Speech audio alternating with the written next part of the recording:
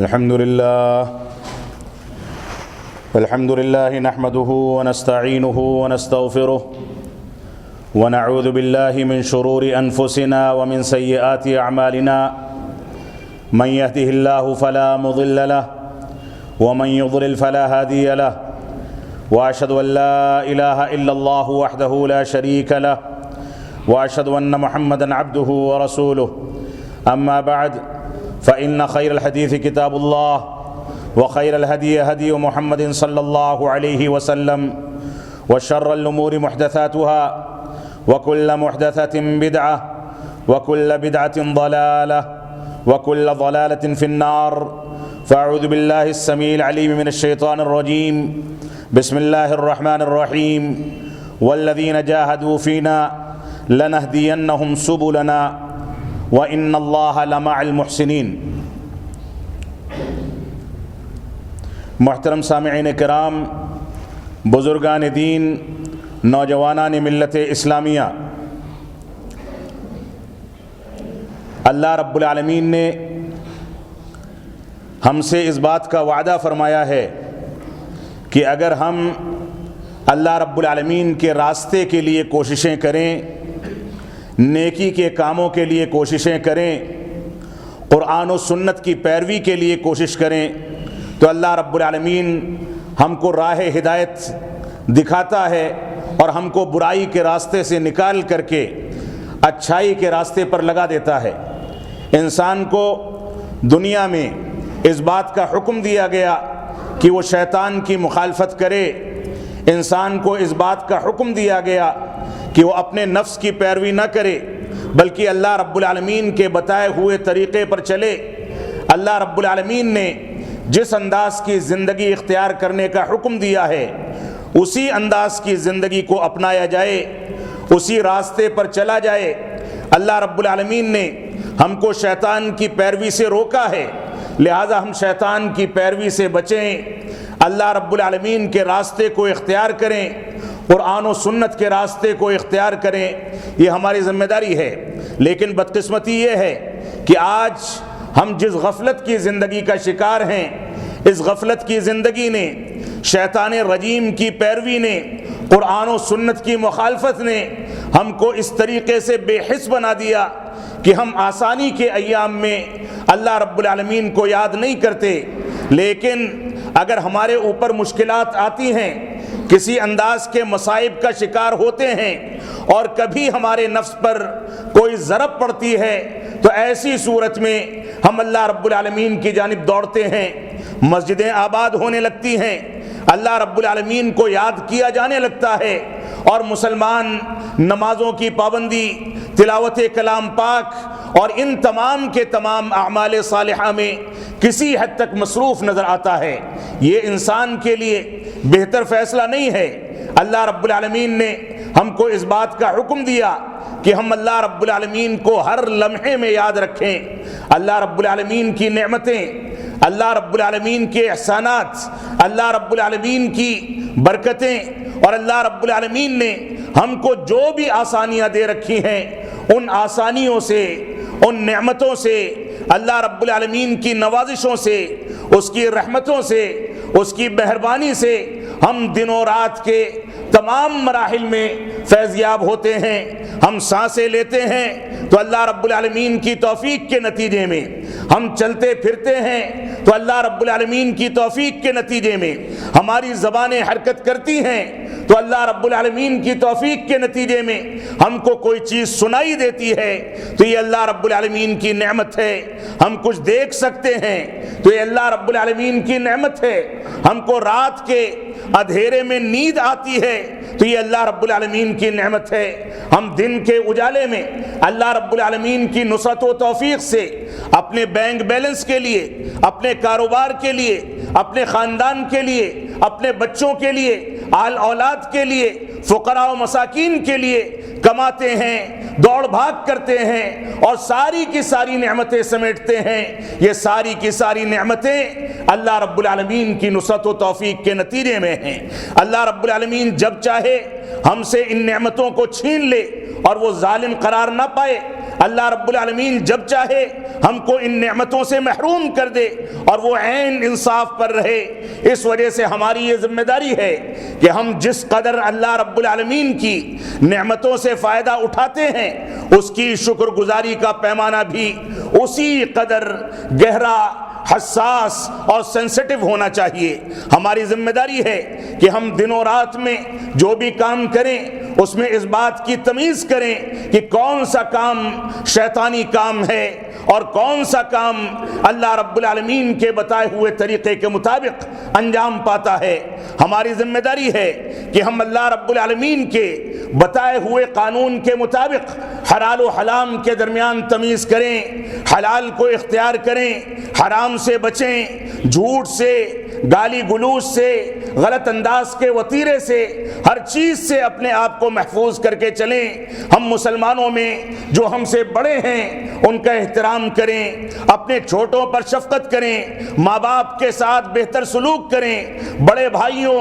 بڑے بہنوں کے ساتھ بہتر سلوک کریں، چھوٹوں کے ساتھ شفقت کریں اور دوسروں کے ساتھ بہتر تعامل کریں۔ یہ ہماری ذمہ داری ہے کیونکہ اسلام ہم کو اس بات کا حکم دیتا ہے۔ اللہ کی نعمتوں کو، اللہ کی دیے ہوئے روزی، اللہ رب العالمین کے رزق کو دیکھا جائے تو دنیا کا کوئی مرحلہ، زندگی کا کوئی لمحہ ایسا نہیں ہے جس میں ہم کسی بھی انداز سے صرف ایک چھوٹے سے لمحے کے لیے بھی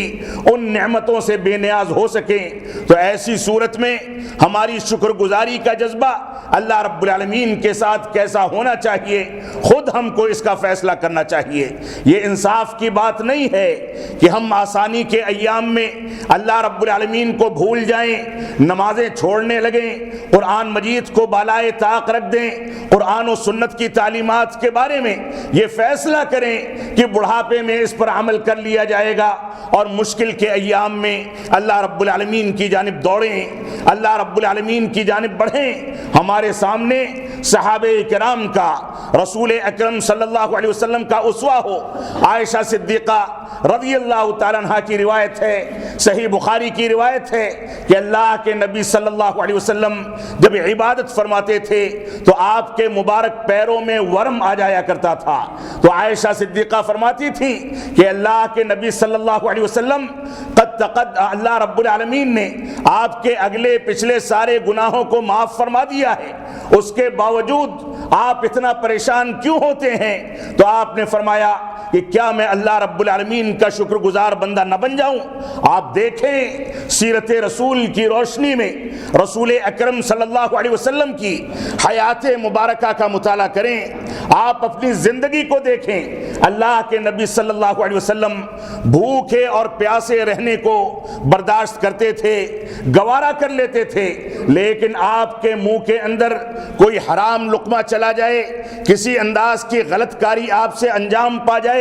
اس بات کو آپ گوارا نہیں فرماتے تھے۔ قرآن و سنت پر کوئی آنچ آ جائے، اس بات کو آپ گوارا نہیں فرماتے تھے، جبکہ اللہ رب العالمین کی نعمتیں، اللہ رب العالمین کی بشارتیں، اللہ رب العالمین سے قربت ہم لوگوں سے کہیں زیادہ رسول اکرم صلی اللہ علیہ وسلم اور ہمارے اسلاف میں پائی جاتی تھی۔ آج ہم اللہ رب العالمین کی نعمتوں سے اس سے کہیں زیادہ گھرے ہوئے ہیں۔ ہم نکلتے ہیں تو زمین پر ہمارا پیر نہیں پڑتا، ہمارے پاس گاڑیاں ہیں، ہمارے پاس وسائل ہیں، ہم نکلتے ہیں تو آرام کے ساتھ سفر کرتے ہیں، ہم گھروں میں سوتے ہیں تو بہترین انداز کی آب و ہوا، بہترین بستر، آرام و آسائش کے تمام وسائل ہمارے پاس موجود ہیں، ہم کھاتے ہیں تو بہترین سے بہترین کھانا ہم کو دستیاب ہوتا ہے، ہم دوا علاج کرتے ہیں تو اچھے سے اچھے ڈاکٹروں اور اچھے سے اچھے اسپتالوں کی جانب رجوع کرتے ہیں۔ یہ ساری کی ساری نعمتیں جن سے ہمارے اسلاف محروم تھے، وہ چلتے تھے تو پیدل چلتے تھے، وہ کھاتے تھے تو روکھا کھاتے تھے اور ان کے گھروں میں کئی مہینے تک فاقہ ہوا کرتا تھا، کھجور اور پانی پر گزارا کرتے تھے، لیکن نعمتوں کی کمی کے باوجود وہ لوگ اللہ رب العالمین کے زیادہ شکر گزار تھے۔ ہماری ذمہ داری ہے کہ ہم اللہ رب العالمین کی نعمتوں کو دیکھیں، اس سے فائدہ بھی اٹھائیں اور اس پر اللہ رب العالمین کا شکر بھی ادا کریں، یہ ہماری ذمہ داری ہے۔ اللہ رب العالمین نے فرمایا والذین جاہدوا فینا لنہدینہم سبلنا وان اللہ لمع المحسنین۔ سورہ عنکبوت میں اللہ رب العالمین نے ارشاد فرمایا جو لوگ ہمارے راستے میں جد و جہد کرتے ہیں، کوششیں کرتے ہیں، نیکیوں میں آگے بڑھنے کی سعی کرتے ہیں، ہمارے راستے کو اپنانے کی کوششیں کرتے ہیں، تو ہم ان کو اپنا راستہ دکھا دیتے ہیں، ان کو ایسا راستہ دکھا دیتے ہیں کہ اس پر چلنے کے بعد وہ شاہراہ سنت یا شاہراہ قرآن پر چل کر کے، قرآن و سنت کے منہج پر چل کر کے سیدھے جنت کا راستہ اختیار کر لیں۔ اللہ رب العالمین نے یہ وعدہ فرمایا وَإِنَّ اللَّهَ لَمَعَ الْمُحْسِنِينَ، اور اللہ رب العالمین نے فرمایا اللہ رب العالمین احسان کرنے والوں کے ساتھ ہے، عبادات کو بہتر انداز سے انجام دینے والوں کے ساتھ ہے۔ حدیث جبریل میں رسول اکرم صلی اللہ علیہ وسلم سے جب جبریل علیہ السلام نے سوال کیا کہ ایمان کیا ہے، اسلام کیا ہے، اسی میں ایک سوال تھا کہ احسان کیا ہے۔ اللہ کے نبی صلی اللہ علیہ وسلم نے فرمایا ان تعبد اللہ کأنک تراہ فَإِن لَمْ تَكُنْ تَرَاهُ فَإِنَّهُ يَرَاكَ، کہ تم اللہ رب العالمین کی عبادت اس انداز سے انجام دو کہ گویا تم اللہ رب العالمین کو دیکھ رہے ہو، اور اگر یہ تصور پیدا نہ ہونے پائے تو کم از کم یہ تصور رہے کہ اللہ رب العالمین تم کو دیکھ رہا ہے۔ آج کے دور میں ہماری نمازیں، ہماری عبادتیں اور ہم جو نوافل یا واجبات یا فرائض انجام دیتے ہیں، ہم بذات خود اپنی گریبان میں جھانک کر کے اپنے دل پر اپنا ہاتھ رکھ کر کے پوچھیں، اپنے آپ سے سوال کریں کہ ان عبادات میں ہمارا ذہن و دماغ کہاں ہوتا ہے۔ کوئی دکان والا ہے تو نماز تو مسجد میں ہے لیکن ذہن دکان کے گراہک پر ہوتا ہے۔ اگر کوئی کاروبار والا ہے، لین دین کے مسائل ہیں تو اس کا جسم تو مسجد میں ہوتا ہے لیکن ذہن کاروبار میں اور لین دین میں لگا ہوتا ہے۔ ہم آج کے دور میں ہمارے مسلم علاقوں میں جہاں 100% مسلم آبادیاں ہیں، وہاں صورتحال یہ ہو گئی کہ کوئی انسان مسجد کے اندر کوئی قیمتی سامان لے کر کے، کوئی قیمتی جوتا پہن کر کے آ جائے تو پوری نماز میں یہاں کے خراب ماحول کے نتیجے میں اس کا ذہن وہیں لگا ہوگا کہ ایسا نہ ہو کہ کوئی چور اس کو چرا لے جائے۔ یہ ماحول بن گیا، ہم نے بذات خود اس ماحول کو پیدا کیا ہے۔ اس انداز کا فساد ہمارے محلوں میں، ہمارے احباب میں، ہمارے متعلقین میں، ہمارے دوستوں احباب میں، ہمارے مسلمان بھائیوں میں، ہماری بہنوں میں یہ ماحول کیوں پیدا ہوا؟ اس کا بنیادی سبب یہ ہے کہ ہم دین سے دور ہیں، قرآن و سنت کی ترویج اور قرآن و سنت کی تعلیم کی روح کو نہیں سمجھتے۔ ہماری ذمہ داری ہے ہم ان کو سمجھیں۔ تو اللہ کے نبی صلی اللہ علیہ وسلم نے فرمایا تم اللہ رب العالمین کی عبادت اس انداز سے انجام دو کہ گویا اللہ رب العالمین کو دیکھ رہے ہو، اور یا یہ تصور پیدا ہو جائے کہ اللہ رب العالمین تم کو دیکھ رہا ہے۔ عبادات میں یہ تصور پیدا کرنا،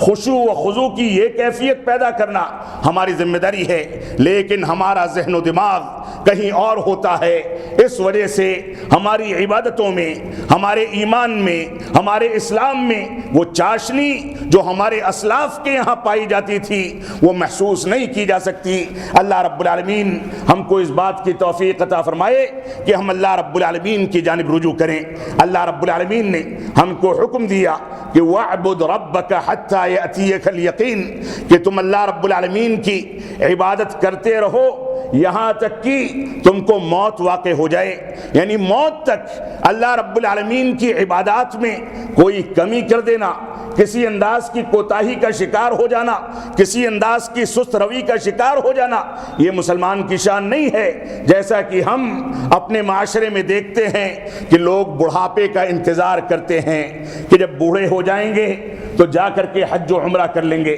آپ بتائیں ان 2 سالوں کے اندر 1 سال گزر گیا اور 1 سال آنے والا ہے، کون سے ایسے افراد ہیں جن کی عمریں 50 سال سے زیادہ ہو گئیں، ان کو حج عمرہ کی اجازت سے روک دیا گیا، بیماری کے نتیجے میں ان کو سفر کرنے سے روک دیا گیا؟ کون آدمی ضمانت دے سکتا تھا اب سے 1 سال پہلے کہ ایسے حالات بنیں گے کہ حج و عمرے کو بند کر دیا جائے گا، حرمین میں تالا لگا دیا جائے گا، مسلمان اپنی مرضی سے عبادت گاہوں میں جا کر کے عبادات کو بھی انجام نہیں دے پائے گا؟ کوئی ضمانت نہیں دے سکتا تھا۔ لیکن یہ رب کائنات کی لاٹھی ہے جو بے آواز ہوتی ہے، وہ جب چاہے گھما دے، ہم اندازہ نہیں کر سکتے، اور جیسے چاہے اس دنیا کے ماحول کو تبدیل کر دے۔ ہماری ذمہ داری ہے کہ ان حالات سے ہم عبرت حاصل کریں۔ ابو ہریرہ رضی اللہ تعالیٰ عنہ فرماتے ہیں کہ اللہ کے نبی صلی اللہ علیہ وسلم نے ارشاد فرمایا کہ اللہ رب العالمین کا فرمان ہے، حدیث قدسی ہے، اللہ رب العالمین فرماتا ہے من عادى لی ولیا فقد آذنتہ بالحرب، جس نے میرے دوستوں سے، میرے ولیوں سے کسی انداز کی دشمنی کی تو میں ان کے خلاف اعلان جنگ کرتا ہوں۔ یعنی اگر مسلمان اللہ رب العالمین کی ولایت کا حق ادا کر دے تو اللہ رب العالمین اس کے لیے ڈھال بن جاتا ہے، اللہ رب العالمین اس کے لیے دفاع کرنے والی طاقت بن جاتا ہے۔ جیسا کہ اسی روایت میں اللہ رب العالمین نے آگے ارشاد فرمایا تو فرمایا جس نے میرے کسی دوست سے، میرے ولی سے دشمنی کی تو سن لے کہ میں اس کے خلاف اعلان جنگ کرتا ہوں۔ لیکن بدقسمتی یہ ہے کہ ہم اللہ کے دوست نہ رہے، ہم نے شیطان کو اپنا دوست بنا لیا، ہم نے اپنی نفسانی خواہشات کو اپنا دوست بنا لیا، ہم نے اپنی مرضی کو، اپنے فیصلوں کو اپنا دوست بنا لیا۔ اگر ہم قرآن و سنت کو، اللہ کے رسول صلی اللہ علیہ وسلم کو، اللہ رب العالمین کو اپنا دوست بناتے تو یہ نوبت نہ آتی۔ اللہ رب العالمین نے فرمایا وَمَا تَقَرَّبَ إِلَيَّ عَبْدِي بِشَيْءٍ أَحَبَّ إِلَيَّ مِمَّا افْتَرَضْتُ عَلَيْهِ، بندہ مجھ سے جس چیز کے ذریعے قربت اختیار کرتا ہے واجبات اور فرائض میں سے، ان چیزوں کو میں سب سے زیادہ محبوب رکھتا ہوں۔ یعنی اللہ رب العالمین فرائض اور واجبات کی ادائیگی کو، جن کو انجام دینے کا مقصد اللہ رب العالمین سے قربت اختیار کرنا ہو، اس بات کو اللہ رب العالمین سب سے زیادہ محبوب رکھتا ہے۔ اور اس کے بعد فرمایا وَمَا تَقَرَّبَ إِلَيَّ عَبْدِي بِشَيْءٍ وَمَا يَزَالُ عَبْدِي يَتَقَرَّبُ إِلَيَّ بِالنَّوَافِلِ، اور اس کے بعد فرمایا اگر بندہ مجھ سے نوافل کے ذریعے قربت اختیار کرتا ہے، کوئی بندہ مجھ سے نوافل پڑھ کر کے میری رضامندی کو تلاش کرتا ہے، حتی احبہ، تو یہاں تک کہ میں اس سے محبت کرنے لگتا ہوں۔ اللہ رب العالمین نے فرمایا واجبات کے ذریعے قربت اختیار کرنے سے مجھ سے محبت اختیار کرنا یہ سب سے زیادہ محبوب عمل ہے، اور اس کے بعد اگر نوافل کے ذریعے مجھ سے قربت اختیار کی جائے تو میں بندے سے محبت کرنے لگتا ہوں، اور جب میں اس سے محبت کرنے لگتا ہوں کنت سمعہ الذی یسمع بہ، تو میں اس کا کان بن جاتا ہوں جس سے وہ سنتا ہے، وبصرہ الذی یبصر بہ، اور اس کی آنکھ بن جاتا ہوں جس سے وہ دیکھتا ہے، ویدہ التی یبطش بہا، اور اس کا ہاتھ بن جاتا ہوں جس کے ذریعے سے وہ کسی چیز کو پکڑتا ہے، ورجلہ التی یمشی بہا، اور اس کا پیر بن جاتا ہوں جس کے ذریعے سے وہ چلتا ہے۔ اللہ رب العالمین نے آگے فرمایا اگر بندہ مجھ سے سوال کرتا ہے، مجھ سے بھیک مانگتا ہے، کسی چیز کا سوال کرتا ہے، کسی چیز کو مانگتا ہے تو میں اس کو عطا کرتا ہوں۔ ظاہر سی بات ہے انسان اللہ سے قربت اختیار کر لے، اللہ کا محبوب بن جائے، اور اللہ رب العالمین اس کا آنکھ اور کان، اس کا ہاتھ اور پیر بن جائے، اور اس کے تمام امور میں اس کا تعاون فرمانے لگے، تو اللہ رب العالمین اس کی دعاؤں کو سنے گا۔ تو فرمایا جب بندہ مجھ سے سوال کرتا ہے تو میں اس کے سوال کو سنتا ہوں، اس کی خواہشات کی تکمیل کرتا ہوں، اور جب بندہ مجھ سے پناہ طلب کرتا ہے، کسی کے ذریعے سے، میرے ذریعے سے کسی سے پناہ مانگتا ہے، تو میں اس کو اپنی پناہ میں لے لیتا ہوں۔ صحیح بخاری کی روایت ہے۔ اس روایت کو سامنے رکھ کر کے آپ سوچیں، فیصلہ کریں کہ ہم نے اللہ رب العالمین سے فرائض کے ذریعے نوافل کے ذریعے، سنن کے ذریعے، قرآن و سنت کی پیروی کر کے کتنی قربت اختیار کی۔ اگر اللہ رب العالمین ہم سے قربت اختیار کر ہماری قربت کے نتیجے میں ہم سے محبت کرنے لگتا، اور جیسا کہ اس روایت میں بتایا گیا کہ میں اس کا کان بن جاتا ہوں جس سے وہ سنتا ہے، اس کی آنکھ بن جاتا ہوں جس سے وہ دیکھتا ہے، اس کا ہاتھ بن جاتا ہوں جس سے وہ پکڑتا ہے، اس کا پیر بن جاتا ہوں جس سے وہ چلتا ہے۔ اگر یہ بشارتیں ہمارے لیے ہوتی تو ہندوستان کی سرزمین پر دنیا کے مختلف گوشے میں جس انداز کی ذلت و خواری، جس انداز کی مسکرت کی زندگی آج مسلمان گزار رہا ہے، معاف فرمائیں گے وہ مسلمان تو ایسی زندگی نہیں گزار سکتا جس مسلمان کے لیے یہ بشارتیں دی گئی ہیں۔ اس وجہ سے ہماری ذمہ داری ہے کہ ہم ان بشارتوں کے اہل بنیں، ہم اللہ رب العالمین سے قربت اختیار کریں نوافل کے ذریعے، فرائض کے ذریعے، اور نتیجہ اتنا پہنچ جائے کہ ہم اپنی موت تک اسی ڈگر پر چلتے رہیں، اللہ رب العالمین کی قربت اختیار کرتے رہیں، اس کی رضامندی کو تلاش کرتے رہیں، یہاں تک کہ اللہ رب العالمین کی یہ بشارتیں جو اس عظیم روایت کے اندر دی گئی ہیں ہم ان کے مستحق قرار پائیں۔ اللہ رب العالمین ہم کو اس بات کی توفیق عطا فرمائے۔ اسی طریقے سے انس بن مالک رضی اللہ تعالیٰ عنہ روایت کرتے ہیں کہ اللہ کے نبی صلی اللہ علیہ وسلم نے اللہ رب العالمین سے روایت کرتے ہوئے ارشاد فرمایا، یعنی یہ بھی حدیث قدسی ہے، اللہ رب العالمین فرماتا ہے اذا تقرب العبد الی شبرا تقربت الیہ ذراعا، کہ اگر بندہ مجھ سے ایک بالشت قربت اختیار کرتا ہے تو میں اس سے ایک ہاتھ قریب جاتا ہوں۔ وَإِذَا تَقَرَّبَ إِلَيَّ ذِرَاعًا، اور اگر بندہ مجھ سے ایک ہاتھ قریب جاتا ہے تَقَرَّبْتُ مِنْهُ بَاعًا، تو میں اس سے 2 ہاتھ قریب جاتا ہوں۔ وَإِذَا أَتَانِي يَمْشِي أَتَيْتُهُ هَرْوَلَةً، اور اگر وہ میرے پاس چل کر کے آتا ہے تو میں اس کے پاس دوڑ کر کے جاتا ہوں۔ یہ اللہ رب العالمین کا فرمان ہے، حدیث قدسی ہے، صحیح روایت ہے، صحیح بخاری میں موجود ہے۔ اللہ رب العالمین نے بڑی عظیم بشارت دے دی۔ ہم اللہ رب العالمین کی جانب ایک بالشت بڑھ کر کو دیکھیں، اللہ رب العالمین کی جانب چل کر تو دیکھیں، اللہ رب العالمین ہماری جانب ایک ہاتھ 2 ہاتھ بڑھ کر کے آئے گا، اللہ رب العالمین ہماری جانب دوڑ کر کے آئے گا۔ اللہ رب العالمین کو بخشنے کے لیے کوئی بہانہ چاہیے،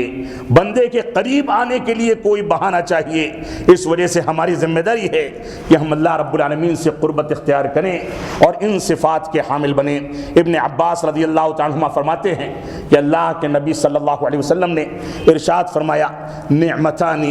مغبون فیہما کثیر من الناس الصحت والفراغ، صحیح بخاری کی روایت ہے، فرمایا کہ 2 ایسی نعمتیں ہیں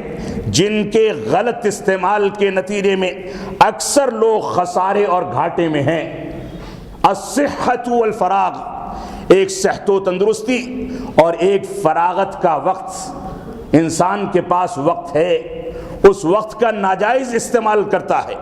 انسان کے پاس صحت و تندرستی ہے، صحت و تندرستی کے گھمنڈ میں وہ دنیا کے اندر عیش و آرام کرتا ہے، لیکن جب بیمار پڑ جاتا ہے تو اس کو عبادات کا بھی موقع نہیں ملتا۔ اسی وجہ سے اللہ کے نبی صلی اللہ علیہ وسلم نے ایک روایت میں یہ بھی فرمایا کہ اپنی صحت کو اپنی بیماری سے پہلے غنیمت سمجھو، اپنی زندگی کو اپنی موت سے پہلے غنیمت سمجھو، اپنے فراغت کے اوقات کو اپنی مشغولیت سے پہلے غنیمت سمجھو۔ اس وجہ سے ہماری ذمہ داری ہے کہ اگر ہمارے پاس صحت و تندرستی ہے، چلنے پھرنے کی طاقت ہے، مسجدوں تک آنے کی قوت ہے اور ہم مسجدوں کو آباد کر سکتے ہیں، اللہ رب العالمین کے راستے میں مال و دولت خرچ کر کے صدقات و خیرات کر سکتے ہیں، اللہ رب العالمین سے قربت کے لیے مسجدوں کی تعمیر میں، مسجدوں کی تعمیر میں، مدرسوں کو پنپانے میں حصہ لے سکتے ہیں۔ اللہ رب العالمین سے قربت کے لیے ہم اللہ رب العالمین کے بتائے ہوئے طریقے پر چل سکتے ہیں۔ اگر ہمارے پاس ابھی اس کا موقع ہے تو اس موقع کا بھرپور فائدہ اٹھایا جائے۔ وہ دن دور نہیں کہ ہم میں سے چلنے والا انسان بستر پر پڑ جائے، وہ دن دور نہیں کہ ہم میں، ہمارے خاندانوں میں، ہمارے گھرانوں میں بستروں پر آرام کے لیے مجبور بیمار انسان کل کسی وقت اس دنیا سے رخصت ہو جائے۔ اس وجہ سے جو وقت ملا ہے اس کو غنیمت سمجھا جائے اور اللہ رب العالمین کی رضامندی کے لیے اس کو اختیار کیا جائے اور اس کو استعمال کیا جائے۔ ابو ہریرہ رضی اللہ عنہ فرماتے ہیں اللہ کے نبی صلی اللہ علیہ وسلم نے ارشاد فرمایا کہ المؤمن القوی خیر واحب الی اللہ من المؤمن الضعیف، کہ طاقتور مومن کمزور مومن سے، طاقتور مسلمان کمزور مسلمان سے بہتر ہے، کیونکہ طاقت کی حالت میں، صحت و تندرستی کی حالت میں اللہ رب العالمین سے قربت اختیار کرنے کے وسائل بآسانی اختیار کیے جا سکتے ہیں۔ اور فرمایا وفی کل خیر، اگرچہ بیمار اور کمزور اور قوی اور مضبوط سارے کے سارے مسلمانوں کے اندر خیر رکھی گئی ہے، ایسا نہیں ہے کہ کمزور نا امید ہو جائے، خیر سب میں ہے۔ اور اس کے بعد فرمایا احرص علی ما ینفعک، کہ جو چیز تم کو فائدہ پہنچاتی ہے، دنیا اور آخرت کا فائدہ، اس کے حریص بن جاؤ، اس کی لالچ اپنے دلوں میں پیدا کر لو۔ اور اس کے بعد واستعن باللہ، اللہ رب العالمین سے مدد طلب کرو، ولا تعجز، اور ہمت نہ ہارو، ہمت نہ ہارو، وَإِنْ أَصَابَكَ شَيْءٌ فَلَا تَقُلْ، اور اگر تم کو کوئی مصیبت، کوئی مشکل، کوئی بیماری، کسی انداز کی پریشانی لاحق ہو جائے تو یہ نہ کہو لو انی فعلت کان کذا و کذا، کہ اگر میں نے ایسا کر لیا ہوتا تو ایسا ہو جاتا۔ جو گزر گیا گزر گیا، اس سے توبہ کر لو، آئندہ کی زندگی میں حوصلے کے ساتھ آگے بڑھو۔ اس بات کی کوشش کرو کہ تمہاری کمیاں، تمہاری کوتاہیاں، تمہاری جو بے راہ روی ہے اس سے توبہ کر کے تم نئی زندگی میں حوصلے کے ساتھ آگے بڑھو۔ تو فرمایا کہ اگر کوئی مشکل لاحق ہو جائے تو یہ ہرگز نہ کہو کہ میں ایسا کرتا تو ایسا نہ ہوتا، ولیکن قل، لیکن ایسا کہو قدر اللہ وما شاء فعل، کہ اللہ رب العالمین نے جو کچھ مقدر میں لکھا تھا وہ کچھ ہو گیا۔ اللہ رب العالمین نے جو مقدر میں لکھا تھا وہ چیز انجام پا گئی۔ فَإِن لَوْ تَفْتَحْ، کیونکہ لو کا لفظ جو ہے یعنی اگر ایسا کر لیتا، یہ لفظ جو ہے تفتح عمل الشیطان، یہ شیطان کے لیے راستے کھول دیتا ہے، شیطان کو مضبوط کرتا ہے، شیطان کے لیے بہکانے کو آسان کر دیتا ہے۔ اس وجہ سے اس انداز کی زندگی اختیار نہ کرو۔ اور اللہ کے نبی صلی اللہ علیہ وسلم فرماتے ہیں جنت اور جہنم کے بارے میں، صحیح بخاری کی روایت ہے کہ جنت اور جہنم تمہارے لیے تمہارے جوتے کے تسمے سے زیادہ قریب ہیں۔ اللہ رب العالمین نے دونوں چیزوں کے لیے راستہ آسان کر دیا، دونوں راستے دکھا دیے۔ فرمایا وَأَنَّ هَذَا صِرَاطِي مُسْتَقِيمًا، یہ میرا سیدھا راستہ ہے، اس پر چلو، فَاتَّبِعُوهُ وَلَا تَتَّبِعُوا السُّبُلَ، اور دونوں جانب کے راستوں کو اختیار نہ کرو، جو شیطانی راستے ہیں، بہکاوے کے راستے ہیں، تقلید شخصی کے راستے ہیں، صفات الہی کے انکار کے راستے ہیں، اللہ رب العالمین کی وحدانیت کے انکار کے راستے ہیں، شرکیات اور بدعات کے راستے ہیں، ان کو اختیار نہ کرو۔ ان کو اختیار کر کے تم جہنم میں داخل ہو جاؤ گے، اس وجہ سے تم صراط مستقیم کو اختیار کرو۔ تو اللہ رب العالمین نے فرمایا، اللہ رب العالمین نے تمہارے لیے راستے واضح کر دیے، ان راستوں پر چلو۔ اور ابو عبید اللہ حذیفہ بن یمان رضی اللہ عنہ فرماتے ہیں کہ میں نے اللہ کے نبی صلی اللہ علیہ وسلم کے ساتھ ایک رات میں نماز ادا کی، قیام اللیل ادا کر رہے تھے، میں شریک ہو گیا، آپ نے سورہ بقرہ کی تلاوت شروع کی، میں یہ سمجھ رہا تھا، یہ سوچ رہا تھا کہ آپ 100 آیتوں کی تکمیل کے بعد رکوع کر دیں گے، لیکن آپ نے تلاوت طویل کر دی، تلاوت چلتی گئی، پھر میں یہ سوچنے لگا کہ اللہ کے نبی صلی اللہ علیہ وسلم شاید سورہ بقرہ کی تکمیل کے بعد رکوع کر دیں گے، لیکن آپ نے سورہ آل عمران کو شروع کر دیا، سورہ نساء کو پڑھا، سورہ آل عمران کو پڑھا اور سورتیں پڑھتے چلے گئے، اور ایسے ہی نہیں پڑھتے تھے، ترتیل کے ساتھ پڑھتے تھے۔ آیت عذاب آتی تھی تو ٹھہر کر کے پناہ مانگتے تھے، اللہ رب العالمین سے روتے تھے، گڑ گڑاتے تھے۔ جنت کا ذکر آتا تھا تو جنت کا سوال کرتے تھے، کسی چیز سے پناہ مانگنی ہوتی تھی تو پناہ مانگتے تھے۔ اس طریقے سے آپ نے سورہ بقرہ، سورہ نساء، سورہ آل عمران کی تلاوت کرنے کے بعد رکوع کیا، اور کہتے ہیں جب آپ رکوع میں گئے تو آپ کا رکوع اتنا ہی طویل تھا جتنا طویل آپ کا قیام تھا۔ پھر آپ نے سجدہ کیا، سجدہ اتنا طویل تھا جتنا طویل آپ کا قیام تھا۔ پھر دوسری رکعت کے لیے کھڑے ہوئے، اور بعض دوسری روایات میں ہے کہ آپ نے سورہ توبہ تک کی تلاوت اس ایک شب میں کر لی، اور رکوع اور سجدے آپ کے اتنے ہی طویل ہوا کرتے تھے۔ یہ صورتحال تھی۔ ہماری کیا صورتحال ہے؟ ہم واجبات اور فرائض کو ادا کر لیں، نوافل کو چھوڑ دیں، اللہ رب العالمین سے قربت کے ذرائع اور وسائل کو چھوڑ دیں، تو بھی یہ سوچتے ہیں کہ جنت کی ضمانت تو مل گئی۔ نعوذ باللہ من ذالک۔ آپ یہ سمجھ لیں، خود اللہ کے نبی صلی اللہ علیہ وسلم کا فرمان ہے کہ تم میں سے کوئی شخص اپنے عمل کے نتیجے میں جنت میں داخل نہیں ہو سکتا۔ صحابہ کرام نے پوچھا ولا انت یا رسول اللہ، اے اللہ کے نبی صلی اللہ علیہ وسلم، کیا آپ بھی داخل نہیں ہو سکتے؟ فرمایا کہ نہیں، میں بھی داخل نہیں ہو سکتا، الا یہ کہ اللہ رب العالمین کی رحمت مجھ کو ڈھانپ لے۔ تو اسی طریقے سے ابو فراس ربیعہ بن کعب الاسلمی، جو کہ رسول اکرم صلی اللہ علیہ وسلم کے خادم ہیں، وہ فرماتے ہیں کہ آپ کے ساتھ میں رات گزارتا تھا۔ رات میں ایک مرتبہ اللہ کے نبی صلی اللہ علیہ وسلم نے ان سے کہا کہ کچھ مانگنا ہے تو مانگ لو، کچھ سوال کرنا ہے تو سوال کر لو، میں تمہارے حق میں اللہ سے سفارش کروں گا، دعائیں کروں گا۔ تو انہوں نے فرمایا کہ اللہ کے نبی صلی اللہ علیہ وسلم، مرافقتک فی الجنہ، میں کچھ نہیں مانگنا چاہتا، میں صرف یہ چاہتا ہوں کہ آپ کی معیت اور مرافقت جنت میں مل جائے۔ اللہ کے نبی صلی اللہ علیہ وسلم نے فرمایا کہ اس کے علاوہ کچھ مانگو؟ فرمایا کہ نہیں، بس جو کہہ دیا کہہ دیا، مجھ کو یہی چاہیے، اسی نعمت سے نواز دیا جائے۔ تو اللہ کے نبی صلی اللہ علیہ وسلم نے فرمایا تب تم اپنے نفس پر کثرت سجود کے ساتھ میرا تعاون کیا کرو، سجدوں کی کثرت کے ساتھ تم میرا تعاون کرو، میرے راستے کو اختیار کرو، تاکہ اللہ رب العالمین تم کو جنت کا مستحق قرار دے۔ اللہ رب العالمین ہم کو اپنی عبادات میں آگے بڑھنے، شیطان کے راستوں سے پناہ مانگ کر کے ان سے توبہ کرنے کی توفیق عطا فرمائے۔ اللہ رب العالمین ہم کو توفیق عطا فرمائے کہ ہم قرآن و سنت کی جانب رجوع کریں، قرآن و سنت کی پیروی کریں۔ ہم جب تک جئیں تب تک اسلام پر جئیں، جب ہمارا خاتمہ ہو تو ایمان پر ہو۔ بارک اللہ لنا ولکم فی القرآن المجید ونفعنی وإیاکم بالآیات والذکر الحمید، انہ تعالی جواد کریم ملک بر الرؤوف الرحیم۔